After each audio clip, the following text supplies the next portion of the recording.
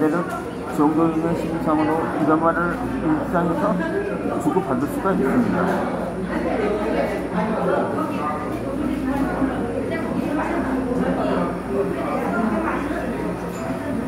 인생의 어느 한 시점에서 가족이나 친구든 하는 자신을 심하게 괴롭혔던 사람이 나온다면 나중에 그런 사람을 위해서 살아갈 수는 없을까? 혹은 자신에게 피해를 준 사람에 대해서 우월감을 가져보다는 보장은 것입니다. 악행을 저질렀던 상대방의 의도라든지 그 전후 과정을 알고 나면 더 이상 상처받는 일이 없어지는 것입니다.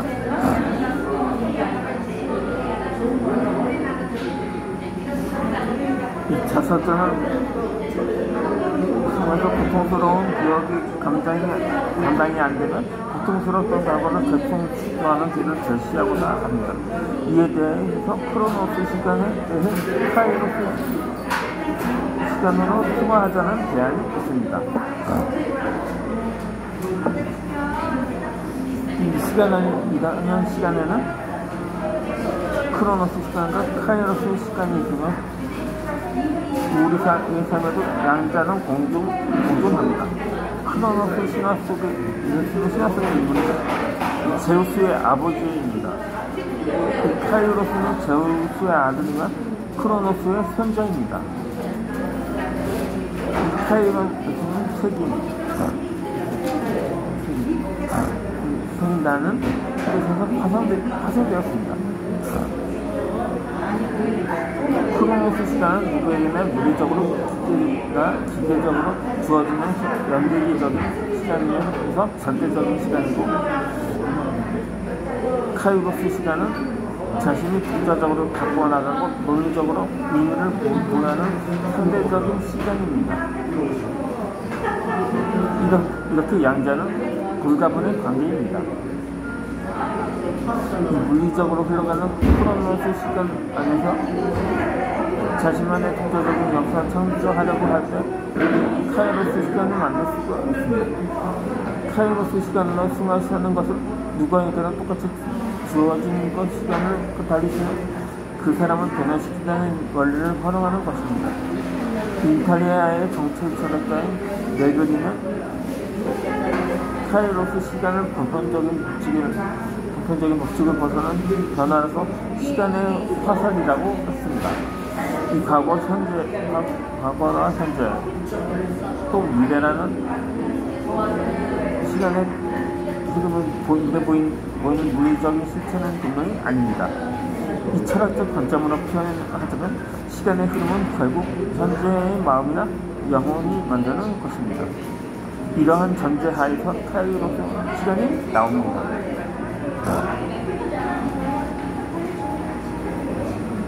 그래서 카이로스 시간은 물리적으로 기존적인 시간, 특히 변할 수 없는 과거를 현재의 시점에서 창조적으로 지배하는 것을 말합니다. 의심 상태처럼 매 시간을 알차게 보내는 것을 말합니다. 이 카이로스 시간은 물리적 시간 흐름에서 벗어난 주술학적인 인식이 담긴 영원한 시간입니다. 독자적으로 포착 역사적으로 깨달음을 갖는 시간입니다. 이과 동시에 실존이 얽혀있는 경험의 시간이자 성령의 시간입니다. 이 기독교에서는 카이사르의 시간 또는 왕들의 시간, 신들이 만나는 시간이라고 합니다. 미래를 위한 중요한 결단의 시간이라는 개념으로 확정됩니다.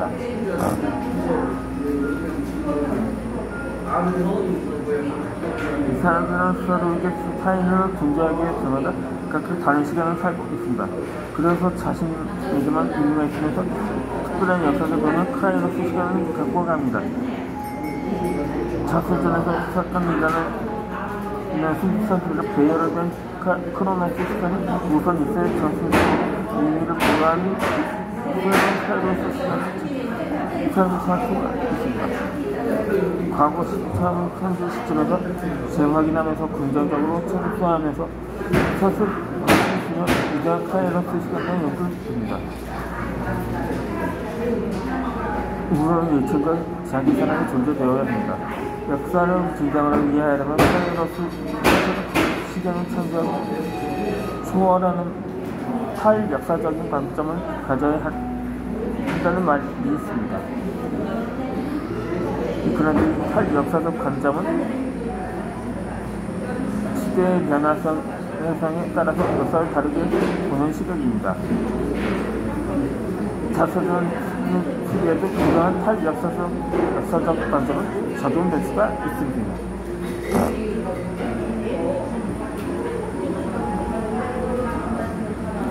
마르셀 프루투스의 잃어버린 시간을 찾아서에서는 회자가 특정한 감각이 있는 과거를 통해서 현재와 존재와 자아를 의식하는 행위를 확인하는 장면이 나옵니다. 이 주인공은 어린 시절에 살던 집에서 어머니가 2층으로 올라오려는 기척을 알리는 작은 방언에 짜랑짜랑하는 중독성 소리를 기억하고 있습니다. 끊임없이 우리는 요란하고 산뜻한 그 소리를 다시 들었다고 합니다. 이것은 과거의 시간을 현대 시점에서 방언 소리가 들렸던 내면집이라는 공간을 가지고 있습니다. 그 방언 소리와 현재의 순간 사이에는 자신이 젊어지고 나이는 줄도 몰랐던 무한히 펼쳐지는 모든 과거가 있었다고 보기도 했습니다.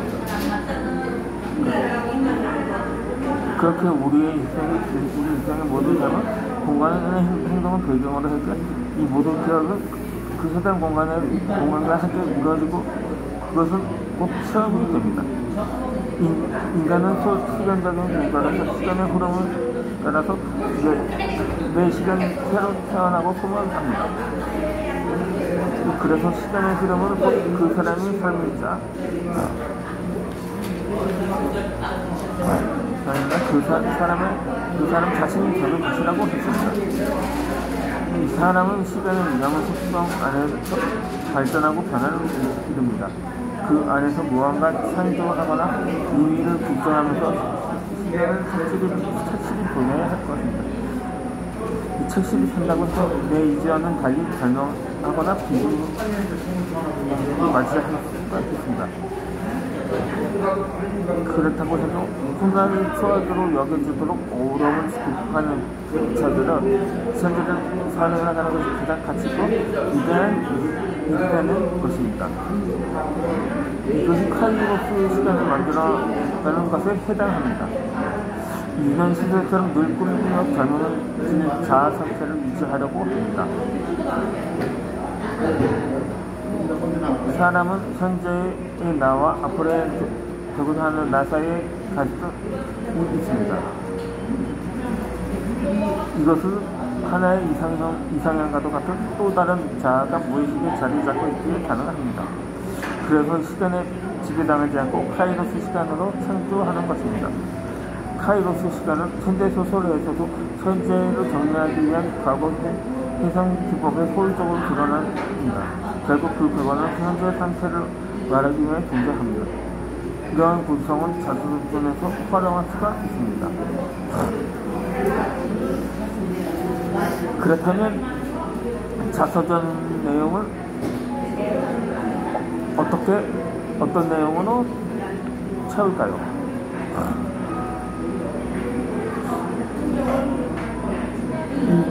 지금까지 자서전의 개념을 설명한 후에 자서전을 쓰기 위해서 준비할 사항으로 자기성찰, 정체성 찾기,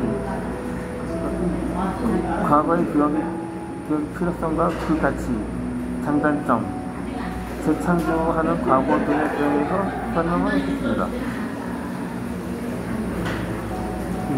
여기서는 자서전을 본격적으로 쓰기 위해서 어떤 내용을 어떤 방식으로 선택하고 정리할 것인지 그 구체적인 실천 방법을 설명하고자 합니다.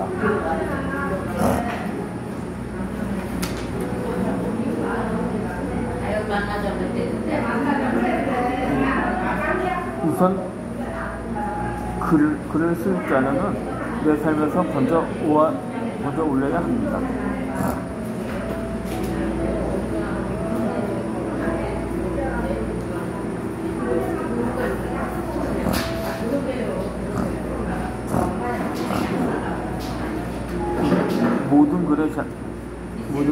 미래 자료는 결국 자신의 삶에서 건집니다.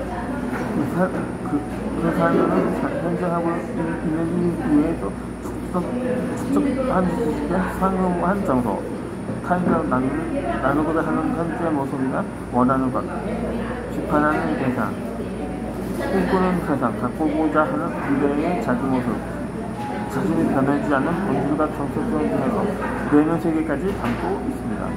이 자산들도 마찬가지입니다. 이 사람마다 사는 방식이나 체험은 제각각이기 때문에 누구에게는 독특한 삶이 있기 마련입니다. 그 독특한 삶에는 글을 쓸 자료를 건져 올리는 글이 바로 자서전입니다. 자서전에서는 글 쓰는 능력보다는 콘텐츠 정리가 우선이라는 말이 있습니다. 이 말은 1차적으로 내용을 충분히 본다는 뜻이기도 합니다. 그렇다면 자신의 삶에서 자서전의 내용을 이룰 만한 이미 심장한 이야기나 사건, 사연, 생각 등을 발굴해야 합니다. 이에 대해 자신의 마음속에서 평소에 잊지 못한 일이라든가 상처, 충격적인 목적점이나 사건, 자신만의 간직한 자랑거리 등이 있다면 그것을 자서전에서 담을 수가 있습니다. 이 관련 잡지 가운데는 센터와 좋은 생각, 작은 책 등의 시인 글들을 보면 일상에서 보고 들으면서 접하는 작은 이야기가 글의 소재가 된다는 것을 알 수가 있습니다. 이 장기문도 그렇듯이 대부분 자서전도 일화나 에피소드, 소품 등을 중심으로 내용을 구성합니다. 또한 일화나 에피소드, 소품, 어느 날의 일기 등을 모아서 자서전이 완성이 됩니다. 이 자신의 실제 체험을 토대로 창작하는 스킬도 그러합니다. 소설도 일상의 작은 이야기에서 발상을 얻어서 사건을 만들어가면서 창작을 합니다. 자서전 내용을 종합적으로 본다면 이 자유화상이나 기억에 의해 건전한 파편화되고 개별적인 이야기로 소수대로 구성을 띈 일상의 나열에 불과합니다. 속되게 표현한다면 개인의 자지구레한 일상 이야기의 나열이기도 합니다. 일상이란 철학적으로 풀이하자면 개인의 삶의 실제 진행을 지배하는 시간의 조직과 리듬이며 질서를 뜻합니다. 일상의 이야기는 최소한의 그럴싸한 인과관계에서 독자들의 뇌리에 가입이 됩니다. 남과 습관을 깔거나 어떤 소설, 영화 등을 감상하고 나서 그 내용이 기억나는 이유는 그 안에 그럴듯한 인과관계가 있기 때문입니다. 그런데 일부 TV 연속곡 중에 너무 비현실적인 내용은 일관성을 지니지 못합니다. 자서전에서 일상의 이야기를 들려주되 서사적인 내용은 주는 사건처럼 일관성을 갖춘다면 독자들에게 공감을 줍니다. 독자가 이렇게 공감을 하다 보면 일차적까지 느낄 수 있는데 이 현상을 심리학에서는 이야기 도취라고 합니다. 자서전이나 문학작품에서 보여주는 평범한 사람의 일상성은 독자들에게 막상에서 잊힌 추억과 인생의 기회를 공유하게 해줍니다. 그러니 자서전이 갖고 있는 일상성을 결코 타착해 볼 것이 아닙니다. 이 조개 줍는 아이들을 9월 등을 쓴 영국의 유명한 여러 작가인 로자문드 필처는 소설 9월에서 위대한 것은 일상 속에 있다는 말을 했습니다.